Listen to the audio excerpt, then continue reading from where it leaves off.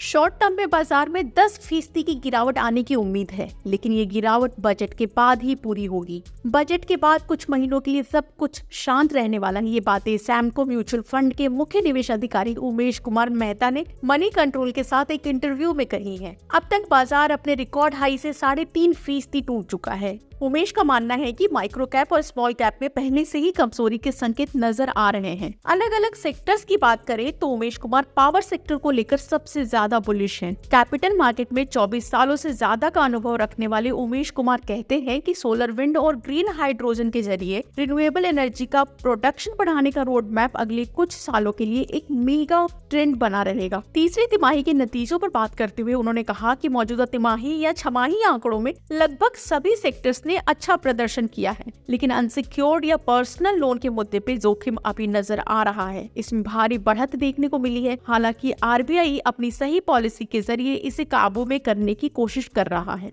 वैसे unsecured loan के portfolio में 48 लाख करोड़ रुपए होना एक चौंकाने वाला आंकड़ा है। 4 साल पहले ये सिर्फ इसका आधा था।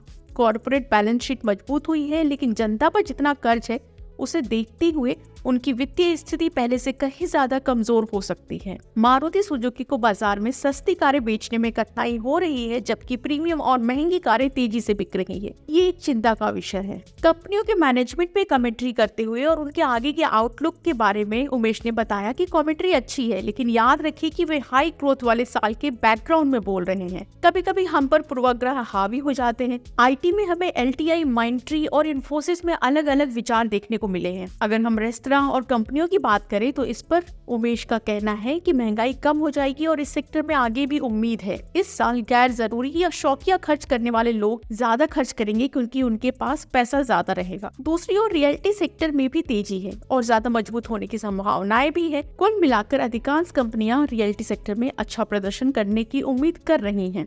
बैंकिंग सेक्टर के बारे में बात करते हुए उमेश ने कहा कि पिछले साल जब शेयर बाजार में तेजी थी और रियल्टी सेक्टर की बिक्री अब तक के हाई पर थी, तो बैंकिंग सेक्टर को कॉस्ट डिपॉजिट की मुश्किल से सामना करना पड़ा था। ये हालात डरावने थे। इससे ज्यादातर प्राइवेट बैंक और NBFC की कॉस्टिंग बढ़ गई थी। हालांकि सरकारी बैंकों के लिए परेशानी कम थी, लेकिन जब हालात बदलेंगे तो बैंक वैल्यूएशन और ग्रोथ दोनों के पैमानों पर बेहतर स्थिति में होंगे। सरकारी बैंकों में तेजी है और ये आगे भी जारी रह सकती है, लेकिन लॉन्ग टर्म वेल्थ क्रिएशन के नजरिए से प्राइवेट बैंकों का रिस्क रिवॉर्ड रेशियो अभी बेहतर नजर आ रहा है।